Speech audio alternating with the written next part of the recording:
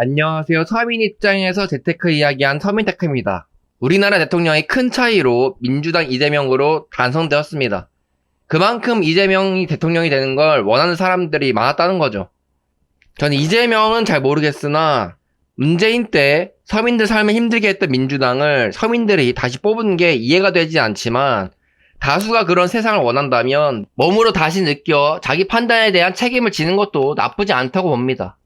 그러나 다른 후보들을 지지했던 많은 사람들은 이제 나라가 망했다며 개탄스러워하는 것 같아요. 저는 결국 진짜 뽑고 싶은 사람 말고 차악으로 다른 사람에게 투표를 하긴 했지만 사실 누가 대통령이 돼도 크게 상관이 없다고 생각합니다. 내 인생은 내가 어떻게 하느냐에 따라 달라지는 것이지 대통령이 누가 되느냐에 따라 달라지는 게 아니기 때문이죠.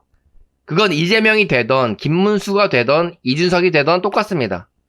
대통령을 잘 뽑으면 내 인생이 피겠구나라는 생각은 버리셔야 합니다. 어떤 정부의 정책으로 삶이 조금 나아진다고 해도 어차피 그건 오래가지 못합니다. 공부 못하는 학생에게 아무리 좋은 학원 보내줘봤자 자기만의 노력으로 공부를 하지 않는 학생은 발전이 없는 것처럼 나라 지원을 받아 삶이 조금 연명된다고 해도 본인이 바뀌지 않는 이상 그 끝은 불보듯 뻔하기 때문이죠. 이재명 후보가 되니 벌써 유튜브에서는 집값이 떡상하고 세금 올릴 거다라고 예상들 하고 있어요. 문재인 민주당 정권이 집값 규제를 하며 집값을 올렸기 때문이죠. 그 당시에도 서민을 위한 부동산 정책이라고 하며 정책을 펼쳤지만 결국에는 집값이 엄청 폭등했죠. 코로나 때문에 돈 풀어서 집값이 오른 것도 있었지만 불난 집에 기름을 부어 정책 낼 때마다 떡상하는 걸 저는 그때 몸소 느꼈습니다. 그리고 다주택자들에게 세금을 부과하여 부자들도 힘들어했던 시절이었죠. 그러나 그보다 더 힘든 사람은 서민들이었습니다. 집값이 폭등해서 집살 엄두가 나지 않을 뿐더러 전월세도 폭등했었기 때문에 실질적으로 주거비가 많이 올라 서민들이 가장 많이 피해를 보았기 때문이죠.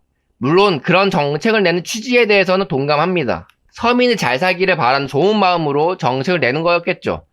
하지만 정부의 운영은 감정으로 하는 게 아니라 이성적으로 해야 된다고 생각해요.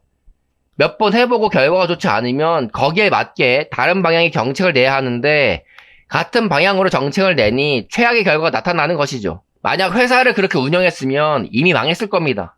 그래서 정부의 잘못된 정책이 부작용으로 인해 피해를 입지 않으시기 위해서는 하루라도 빨리 서민에서 탈출하셔야 합니다. 그리고 어느 정도 자산이 있어야 정책에 의한 피해를 최소화시킬 수가 있어요.